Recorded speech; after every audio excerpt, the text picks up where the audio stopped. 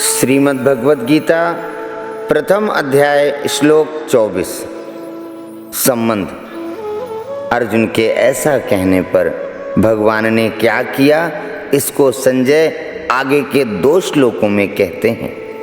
संजय उवाच एव मुक्तो ऋषिकेशो गुडाकेशेन भारत सेनयोरुभयोर्मध्ये स्थापयित्वा रथोत्तमम्।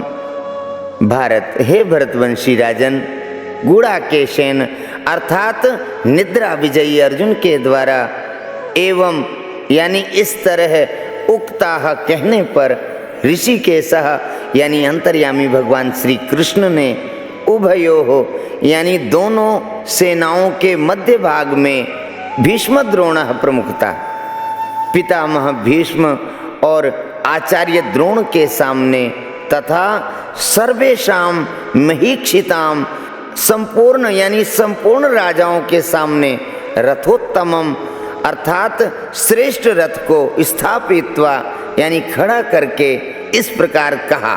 गुडाकेशेन, गुडाकेश शब्द के 2 अर्थ हैं। एक गुड़ा नाम से मुड़े हुए का है और केश नाम बालों का है। जिसके सिर के बाल मुड़े हुए हों अर्थात घुंघराले हों उसका नाम गुड़ा केश है। दूसरी बात कहते हैं गुड़ा का नाम निद्रा है और ईश का नाम स्वामी है।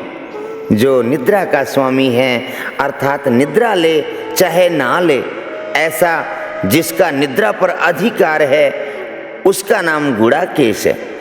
अर्जुन के केश घुंघराले थे और उनका निद्रा पर आधिपत्य था, अतः उनको गुड़ाकेश कहा गया है। एवं मुक्तः, जो निद्रा आलस्य के सुख का गुलाम नहीं होता और जो विषय भोगों का दास नहीं होता, केवल भगवान का ही दास यानी भक्त होता है, उस भक्त की बात भगवान सुनते हैं। केवल सुनते ही नहीं, उसकी आज्ञा का पालन भी करते हैं। इसलिए अपने सखा भक्त अर्जुन के द्वारा आज्ञा देने पर अंतर्यामी भगवान श्री कृष्ण ने दोनों सेनाओं के बीच में अर्जुन का रथ खड़ा कर दिया। ऋषिकेशः, इंद्रियों का नाम ऋषिक है और जो इंद्रियों के ईश अर्थात स्वामी हैं उनको ऋषिकेश कहते हैं। पहले 21वें श्लोक में और यहाँ ऋषिकेश कहने का तात्पर्य है कि जो मन बुद्धि इंद्रियां आदि सबके प्रेरक हैं, सबको आज्ञा देने वाले हैं, वे ही अंतर्यामी भगवान यहाँ अर्जुन की आज्ञा का पालन करने वाले बन गए हैं।